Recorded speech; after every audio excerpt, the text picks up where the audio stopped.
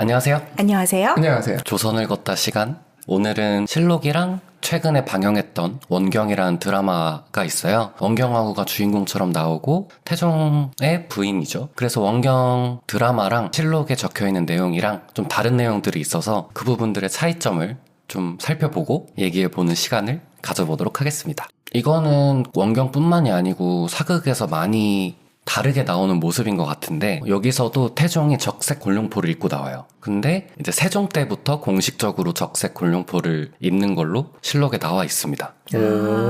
그래서 태조 때랑 태종 때는 파란색을 입었다고 해요.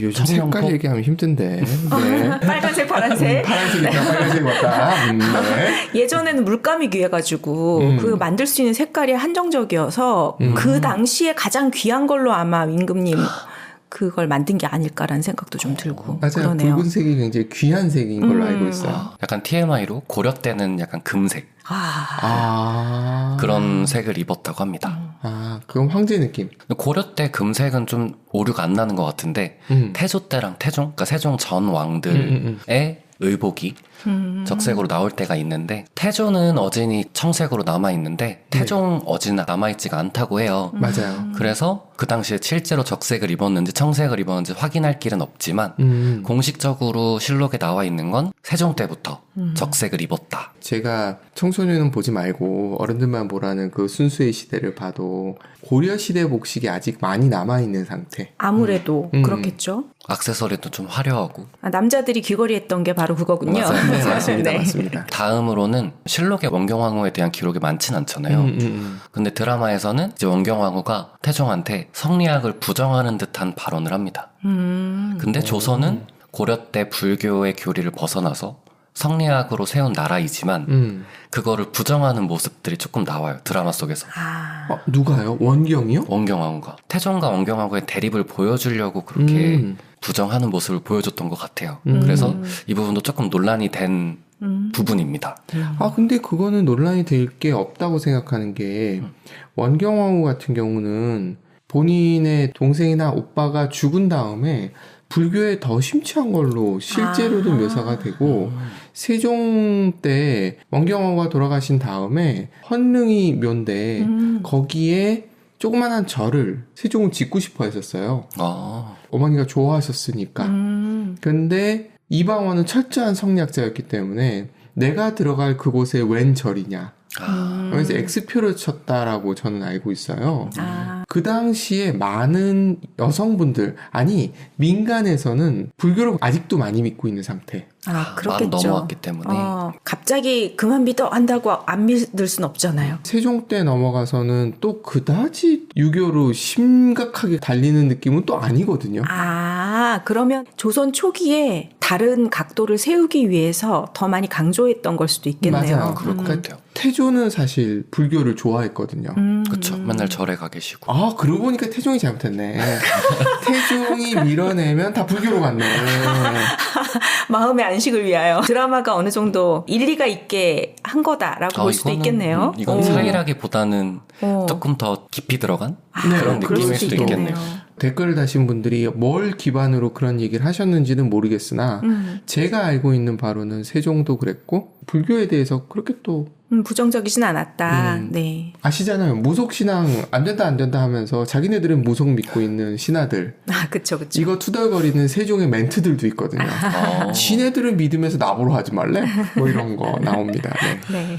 그런 게 있었군요. 네. 그럼 이 부분은 큰 논란거리는 아닌. 네, 그러나 사람들이 그런 얘기를 했다. 그 다음에는 저는 그래서 이 사건을 한 번 더 찾아봤던 게, 회암사에서 금탁 공양 행사라는 에피소드가 있어요. 태상왕이죠. 태조 이성계가 태종을 부릅니다. 금탁 공양 행사할 거니까 너 와라 해가지고 회암사로 갑니다. 원경이랑 같이 많은 사람들을 데리고. 그래서 엄청 큰 행사처럼 묘사가 돼요. 근데 그 자리가 진짜 금탁 공양 행사를 위한 자리가 아니고 태상왕이 태종을 죽이려고 합니다. 그런 묘사를 하는데 어떤 보물함 같은 데서 공양을 드리려는 재물이었겠죠. 그 재물 속에서 약간 철퇴 같은 게 나옵니다.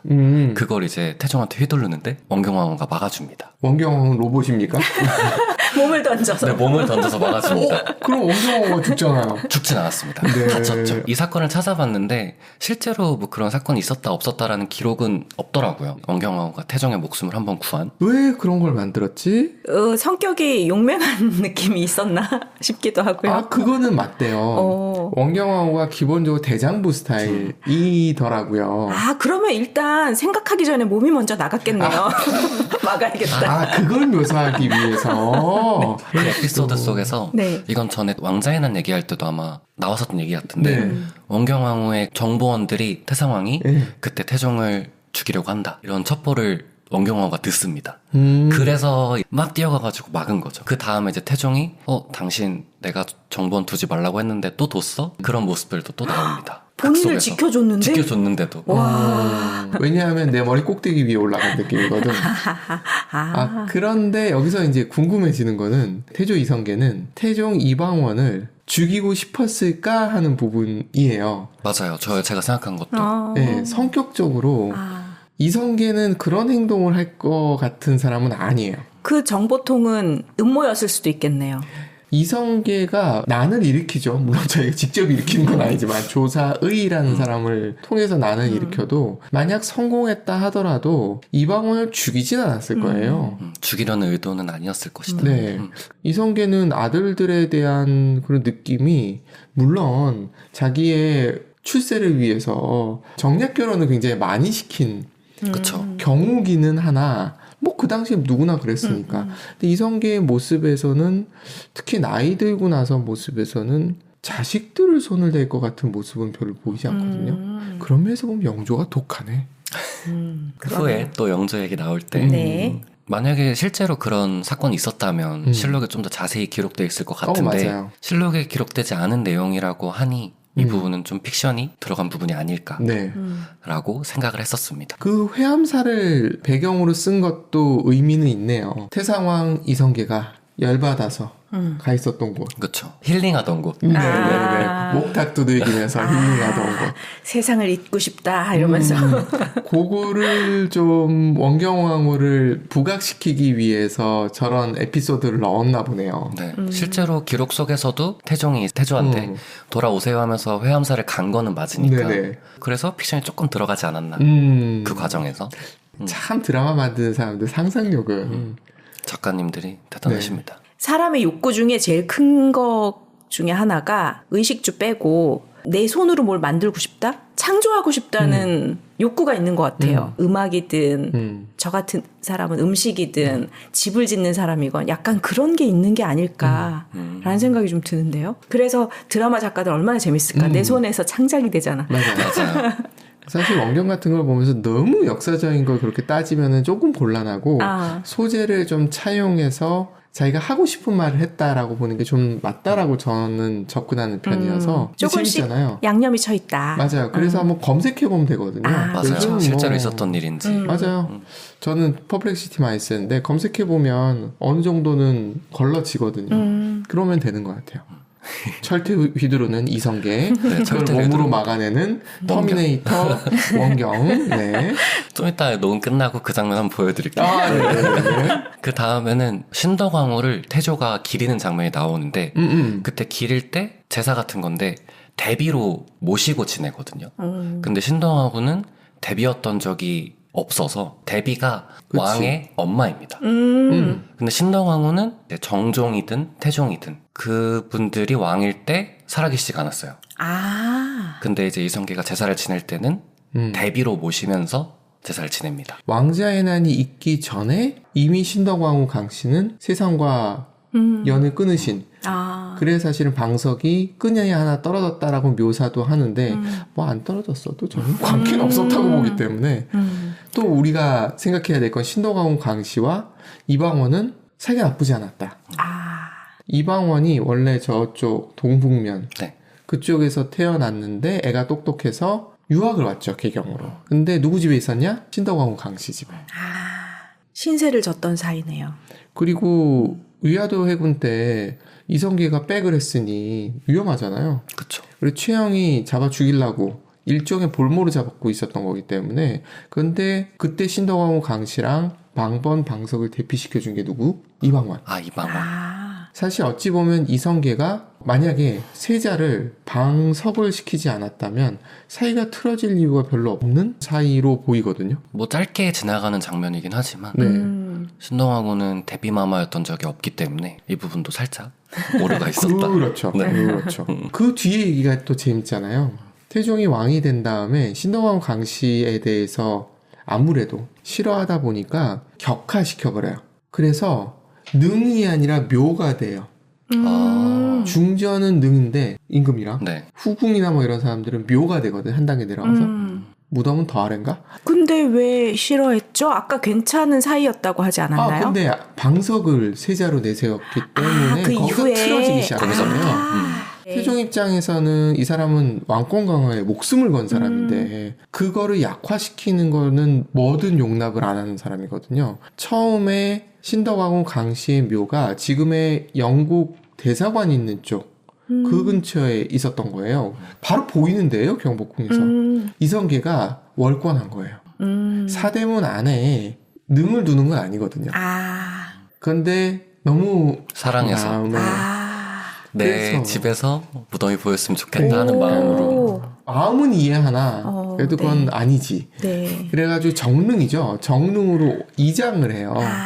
근데 그 이장을 할 때 무슨 짓을 하느냐 하면 거기에 성물들이 있잖아요. 능 가보면 그 성물들을 씁니다. 어디에? 청계천 다리 만드는데 그 다리에 신덕왕후 강씨의 묘에 있었던 성물을 갖다 쓴 거다라고 하는 게 있어요. 좀만 뒤져보면 나옵니다. 눈앞에 보이는 데는 좋은 거를 갖다가 썼는데 정릉으로 옮기면서는 약간 격화시키면서 격화시키면서 원래 썼던 거를 청계천 다리 만드는 근데 쓰고 거기는 허접한 걸로 릉을 만들었나요? 그건 모르겠어요. 저런. 근데 하여튼 줄어들었다. 네네. 화가 굉장히 많이 났었던 것으로 묘사를 하는데 제가 봤을 때 이방원은 화가 안 나도 그렇게 할 사람이에요. 화가 나서 한 일이 아니에요. 그 사람은.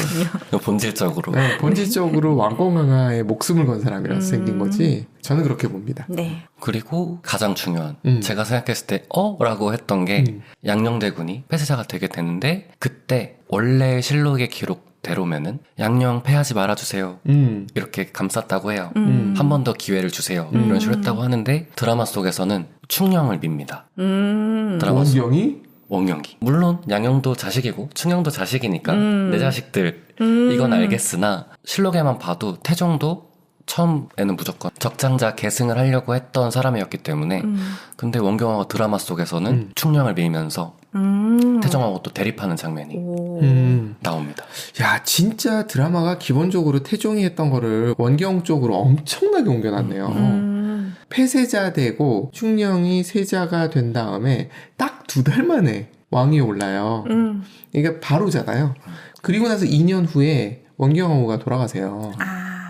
이미 몸이 안 좋았어. 폭삭 관식이처럼? 늙으신 거예요. 너무 마음고생을 해가지고. 네. 그 자기 동생들 다 죽이고 뭐 이랬잖아요. 굉장히 마음이 힘들었던. 진짜 이건 정말 그 시대에 살아있었으면 정말 심장을 도려내는 것 같은 느낌이었을 것 같아.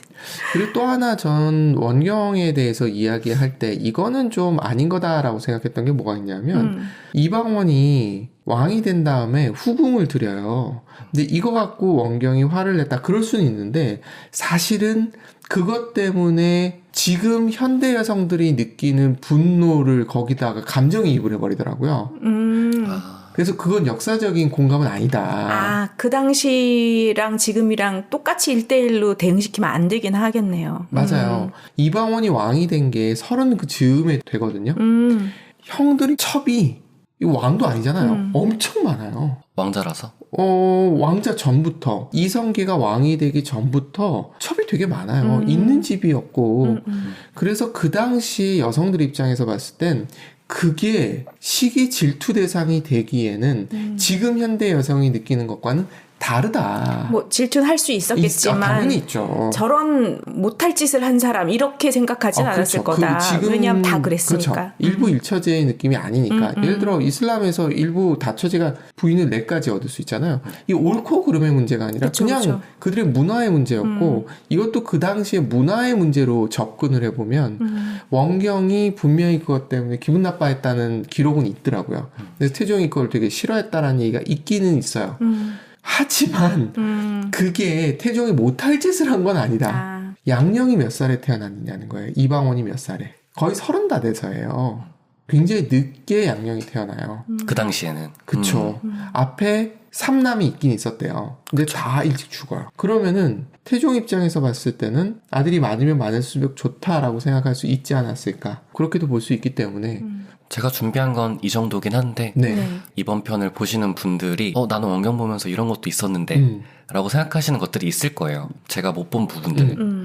그런 것도 한번 검색해보면서 실제 사건과 어떻게 다른지 그런 것도 한번 찾아보면 좋을 것 같은데 네. 피디님 혹시 뭐 생각하시는 게 있나요? 저는 원경을 보지를 못했어요. 못 보셔서 네, 그래서 모르겠는데 조선시대와 고려시대를 비교했을 때 여권은 고려시대 때가 훨씬 강했어요. 조선 초까지만 해도 여권이 굉장히 셌어요. 지금 만들어지는 대부분의 드라마는 성종 뭐 이 뒤쪽이에요. 그거를 그대로 앞에다가 처음에 골룡포 얘기하셨잖아요. 그럼 마찬가지로 굉장히 다름에도 불구하고 어쩔 수 없이 우리가 익숙한 조선 중후기 이후에 그런 개념을 갖다가 덧씌운 경우가 많다. 이런 걸 생각하면서 보시면 훨씬 좋을 것 같아요. 어렸을 때부터 이렇게 사극을 볼 때마다 아빠한테 저 때는 그 무슨 왕 때요? 라고 물어봤던 기억이 있어요. 그럼 아빠가 뭐 태조 왕건이면은 저 때는 왕건 때다. 뭐 이런 식이거나 정도전이라는 드라마 볼 때는 저 때는 태조 때, 이성계 때.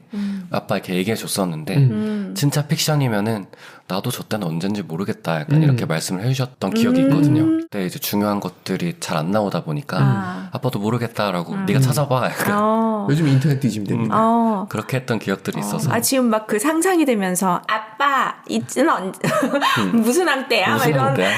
애기 PD님의 그 모습을 생각하니까 너무 보기 좋고 훈훈하네요. 아빠랑 얘기도 하고. 그때부터 사극을 좋아했나 봐요. 그랬네요. 좋은 사극이 많이 나오길 바라겠습니다. 네.